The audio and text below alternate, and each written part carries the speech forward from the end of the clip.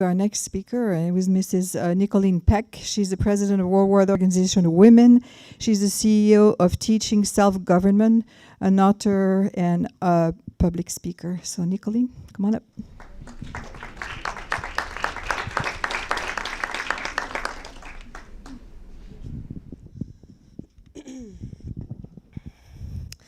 In the year 1999, I started bringing troubled and abused foster children into my home to do treatment care for their abuse.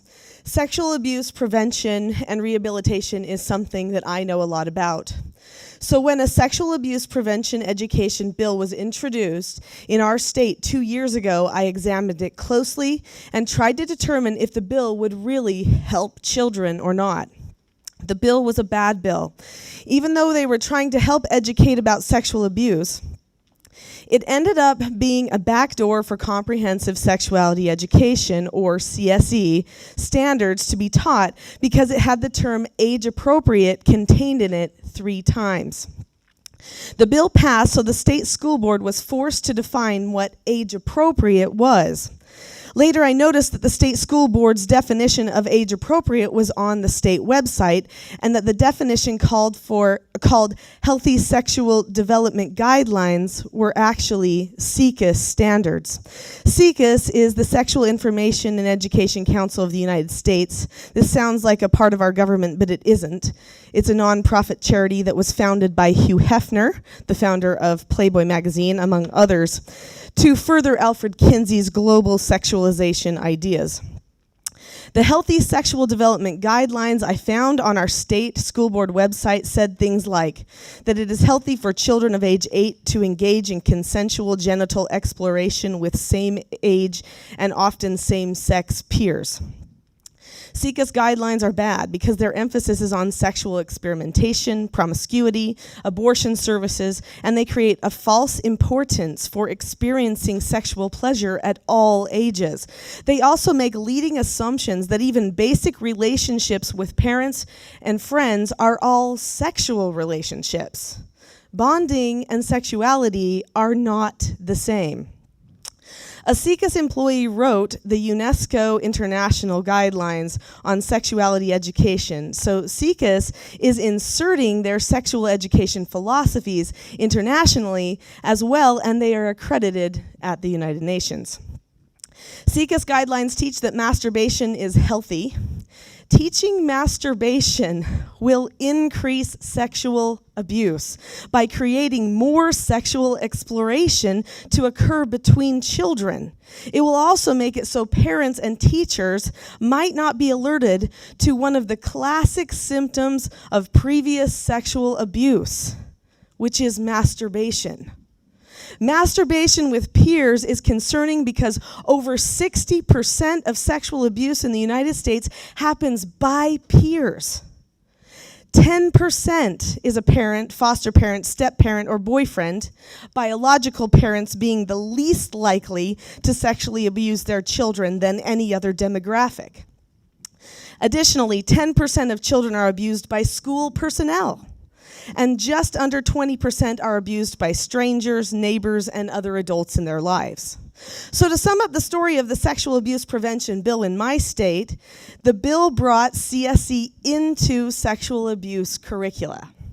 We are now fighting for school board transparency to stop the problem. Teaching parents and children how to stay safe from sexual abuse is a great thing. In fact, in this day and age, it's something people must learn about, but only if it isn't promoting the sexualization of children by teaching CSE guidelines. The Worldwide Organization for Women, which I head, is working on gathering sexual abuse prevention curriculums that don't incorporate unnecessary SECUS guidelines. It is possible to teach sexual abuse prevention without teaching CSE. To make a good sexual abuse prevention education program, these are the 4 key pieces that must be present. Number 1, teach children that they have private body parts that no one gets to see or touch. Number 2, Teach about boundaries with touch, relationships, conversation, photos, etc. The way people get groomed for sexual interaction is by desensitizing them by encouraging touching and looking. Number 3, be brave. Yell and tell. Learning to say no and get away are good skills. Number 4, don't keep secrets from mom and dad. Teaching parents how to have open but modest and decent conversations with children help children know that parents are always safe to talk to. We must ever be watchful at our homes and in our states and communities. It might only take one phrase, like age appropriate, to change society forever. Social engineering is behind many of the discussions in these walls at the UN. Many won't stop calling for social change in society until all of their plans for their ideal societies are realized. Well, the Worldwide Organization for Women knows that the most ideal society has been around from the beginning of time. It is the society where men and women marry, have children, and then raise, protect, and educate them to become good people. The family is the most ideal learning environment and needs to be supported.